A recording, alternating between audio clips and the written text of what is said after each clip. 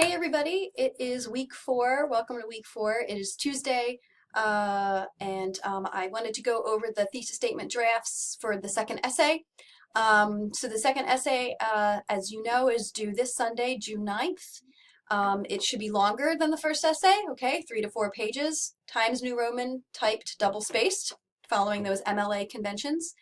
And in essay number 2, we're critiquing or analyzing, criticizing workplace norms that exist in society, in pop culture.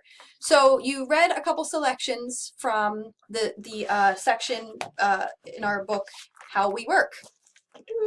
Okay, there are 8 of them in there. Okay, and this prompt was looking at how, as I've underlined here, pop culture promotes social norms, right? Things that we believe and sort of take for granted that are true. So there's these social norms that teach us whether to value or devalue certain types of work. Okay, so the 8 selections in this collection all kind of dealt with that big theme. So you were asked to do 2 things, right? And I highlighted the parts here. So first you had to pick one of those selections from How We Work that, in your view, explores this question of valuing and devaluing different types of work. So you would pick a selection, you would think about what larger point or argument the writer was making about that issue, and then thinking about, well, how persuasive did you find their argument? Was it you found yourself agreeing with what they had to say, or disagreeing, or maybe a little bit of both? Next, after you did that, and you would want to read that essay, whatever one you picked, you'd probably want to read it more than once, right? Read it once, go back and read it again, annotate, meaning like make notes in the margins, underline, right? Really dig deep with that piece that you selected, with that essay that you selected, one of the 8 ones from the book. Then you would think about your own experiences in the workplace, right? And if you don't have personal experience in the workplace, that's okay. You could think about what you have heard from others, right? Parents, siblings, friends, family members, etc. So you're thinking about what you personally or what those anecdotally, those around you have shared about work to respond to that author's argument. So you had to first pick the essay, identify their argument, think about whether they were persuasive, then think about what you've experienced or what anecdotally you know about work, and think about whether or not that author's argument was accurate. Okay, so it's asking here, in what ways do your experiences or those of friends and family confirm or challenge the writer's commentary about work and work-related norms? So that was the prompt, right? So always go back to the prompt, break down the prompt, right? You want to make sure that you're addressing whatever the prompt is that the writing teacher gives you, you want to make sure that you're addressing it, right? Otherwise you end up writing an essay that's about something else. So 3 to 4 pages, it's due this Sunday. Here's the prompt. Let's look at what you guys submitted. We had one that was very clear that the student is going to be talking about Catherine Rample's essay, which was a great one. Okay, in Catherine Rample's A Generation of Slackers, Not So Much, Rample scrutinizes the idea of popular culture affecting the value of work through the comparison between millennials and Generation X's values at work.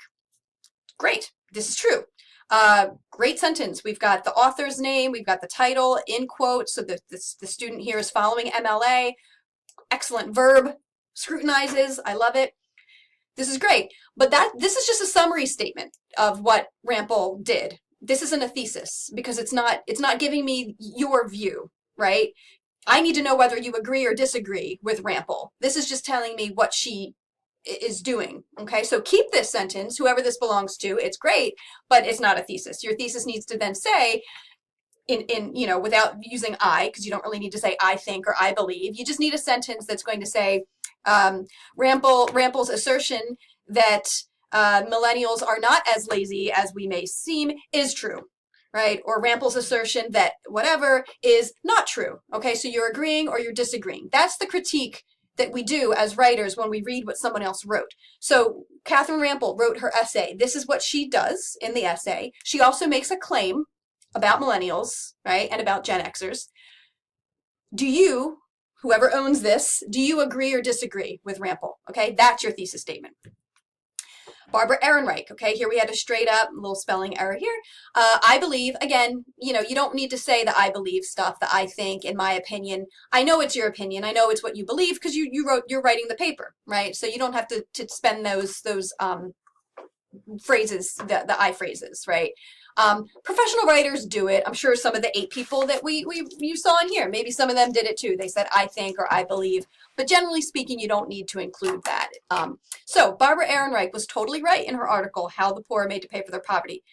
Poor people are more likely to pay for their living costs, charge more taxes, and face social discrimination on simple rights. Great, so this is good. A little, some of this wording you could probably clean up. Don't forget your capitalization rules, okay? The title of Barbara Ehrenreich's essay, you do put it in quotes. Good, that's MLA, but you do have to capitalize, you know, HPAM, okay? Your capitalization title rules. You could go back and revisit those if you're not sure.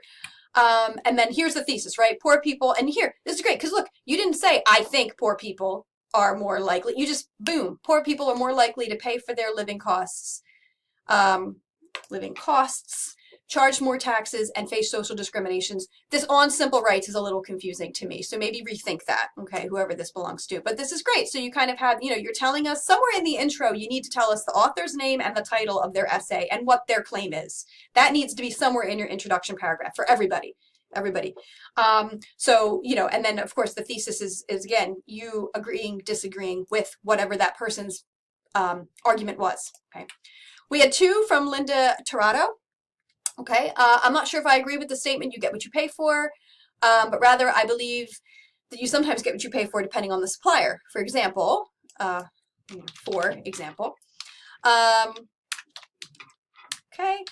you apply for a job, the description does not say everything you'll be doing at that job when you get the job.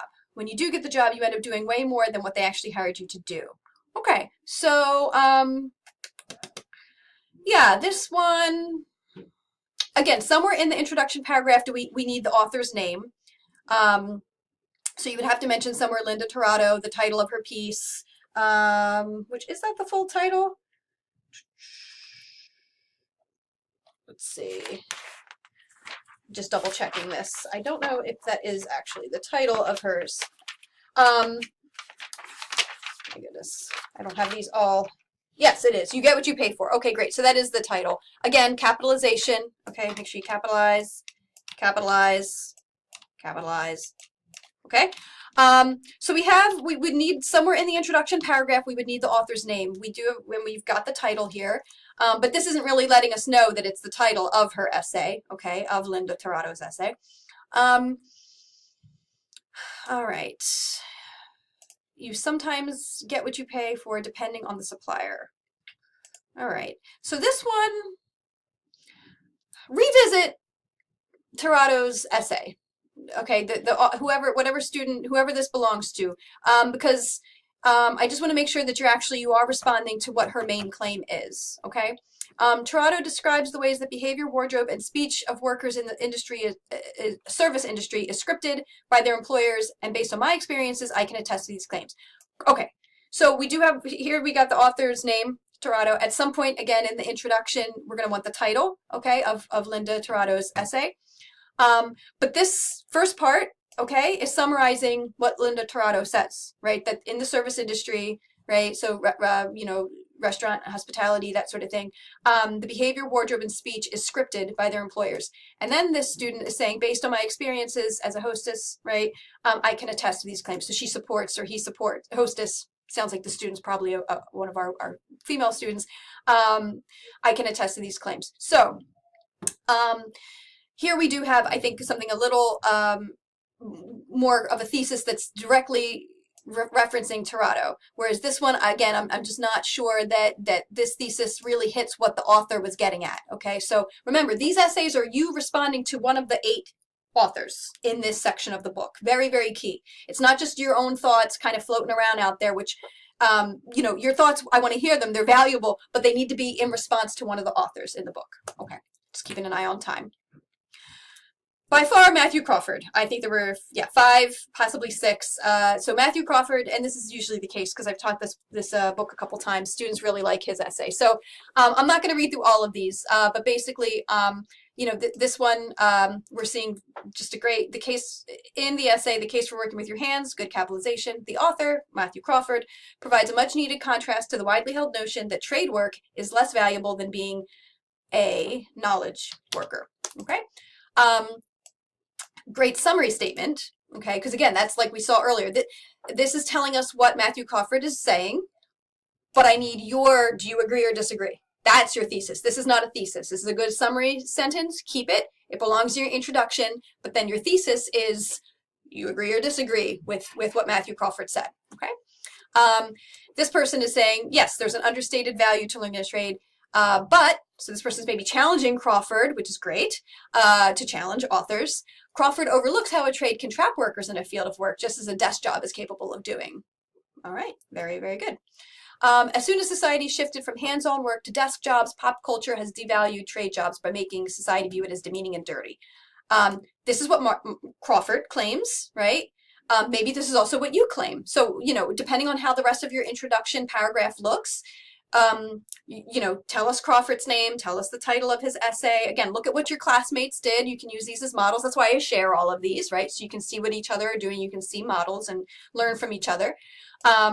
So this one, yeah, okay. As long as somewhere in the intro you tell us Matthew Crawford, here's the title of his work, this is his main point, and then, you know, this could be your thesis, right? This is telling me this is what you agree, right? You know, this is what you feel. That pop culture did devalue trade jobs by making them seem demeaning work, and it's dirty, and how knowledge jobs, desk jobs are preferential. Okay. All right. So and then two more definitely from Crawford here. Although popular culture promotes that prestigious careers can bring people self-realization and life satisfaction, Matthew Crawford, in his article, The Case for Working with Your Hands, persuades readers that it's not true, and my own work experience supports Crawford's arguments. It's good. I don't think there's too much to change or edit with this one. Great. And the author, lowercase a, Matthew Crawford claims in the selection, just going right into the title here, The Case for Working with Your Hands. This you can actually drop. You know, I know it's from that section of the book. We don't need that, but we do need Matthew Crawford's name, and we do need the title of his essay. So keep that. So Crawford claims that people pursue the academic path to access office work, even if it does not meet and satisfy their tendencies. So we do have some quoting going on here. So we don't need the title of Acting Out Culture, but wherever the quoting happens, we do need quotation marks somewhere in here, and that's why we've got a page number, right? Page 334, wherever the quote is from. And then it looks like the person bolded for me their thesis. Just saying pop culture, popular culture, establishes the stereotype of how successful life would be through comparing academic careers with handwork jobs and representing the idealism of the academic paths. Good. So pop culture establishes. Okay, great. So that's the writer's opinion. And notice they didn't say I think or I believe popular culture does this. They just straight up said popular culture establishes the stereotype. Blah blah blah blah. Right. So good. And then the last 6, okay, I wasn't immediately sure. I had some guesses, but I couldn't tell up front in the thesis statement that was submitted who the author was that they were referring to. And they could maybe fit under different ones, or they might just be responses to the prompt. So saying our society has a habit of deciding which jobs are and are not favorable. That kind of comes from the prompt. That also comes from a couple different authors. So I'm not really sure. I'm not sure if it's Crawford, if it's Torato, if it's probably not Rampel. It could be, who else did this remind me of? McClellan.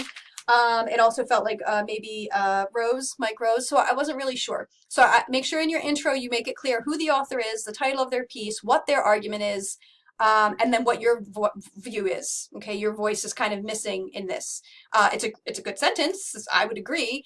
Society does that, but you know, it doesn't really fully. The introduction needs to be fleshed out, and it would be fleshed out. All I ask for are rough drafts of thesis statements. For essay 3, I'm going to ask for rough drafts of whole paragraphs, introduction paragraphs, just as a heads up. Oh boy, I'm almost out of time. So the rest of these, I felt like this might have been a response to Aaron Reich. Again, this is kind of coming from the prompt. It can fit a couple different essays. So if you're one of these 6, make sure that you do in your intro, tell us who the author is, their point, etc. I'm out of time. Email me if you have questions. And okay, I'm looking forward to reading